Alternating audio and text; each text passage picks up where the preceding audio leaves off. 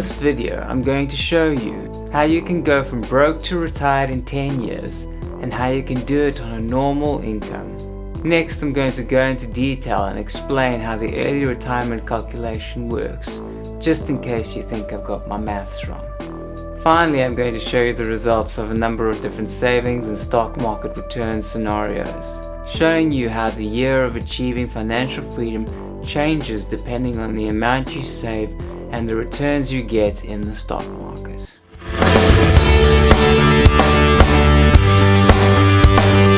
In this calculation, I will show you how at the end of 8 years, the return on your investments will exceed your annual expenses. This makes a few key assumptions shown in the assumption box above the calculation. 1. That you're able to save £1,000 or dollars a month.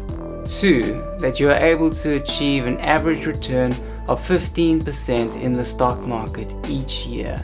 3. That your monthly expenses are £2,000 or dollars a month or less. This translates into an annual living cost of £24,000 or dollars. This calculation shows that if you're able to save and get a reasonable investment return, the modest profits of £1,800 in year 1 grow to £12,000 in year 5, and then by the end of year 8 your investment profits exceed your annual expenses. Now if you wait until the end of year 10, your investment profits are £10,000 more than your living expenses. This is what I mean when I talk about retiring or living off your investments. If you can just be disciplined and save £1,000 or dollars a month and put it to work in the stock market, you can go from nothing to having financial freedom in 10 years.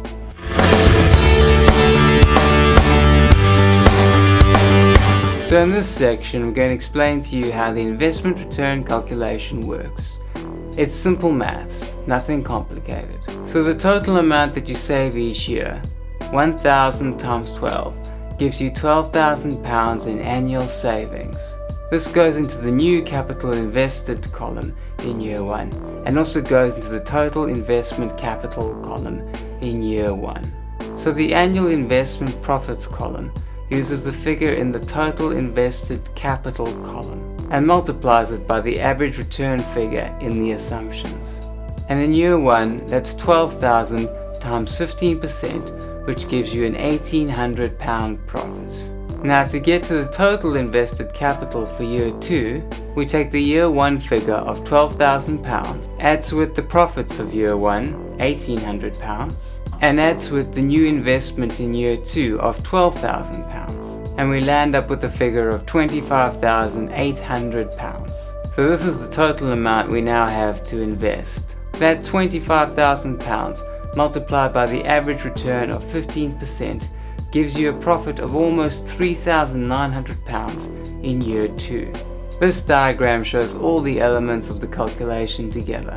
And though it may look a bit complicated, when you break it down into its components, it's just simple maths.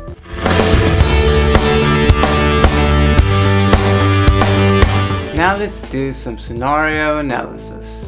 Let's take our original calculation and see what happens when you increase the average investment return to 20%. As you can see, the point at which investment returns exceed yearly expenses decreases to year 7 from year 8. Also at year 10 you have 311k at 20% compared to 243k at 15%. Now let's see what happens if we increase the average investment return to 25%. You see that the financial freedom year decreases to year 5 from the original year 8. And you have 399k in year 10 compared to 243k in the original scenario. Now let's see what happens if you increase the amount that you save each month from £1,000 to £1,500. Once again, the financial freedom year decreases from year 8 to year 7, and you have 365k in year 10 versus 243k. But then what happens if you save $1,500 a month and achieve a 20% return? Well, your financial freedom year decreases to year 5, and you have 467k in year 10.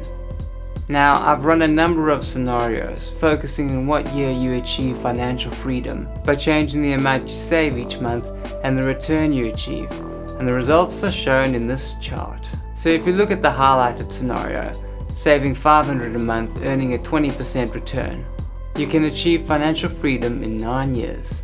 However, if you earn a return of less than 20%, you will not achieve financial freedom within 10 years.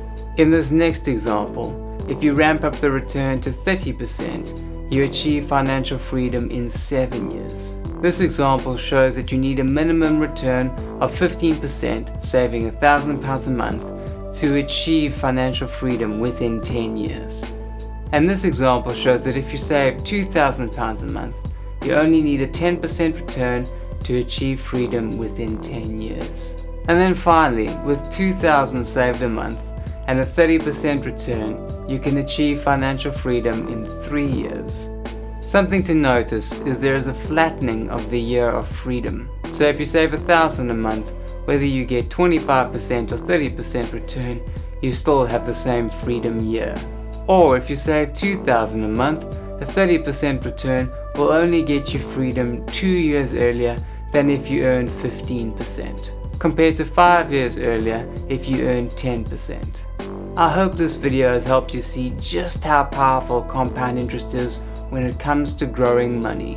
And if you want to learn how to put your money to work in the stock market, sign up for my investing course at getrichslow.net or click on the link below.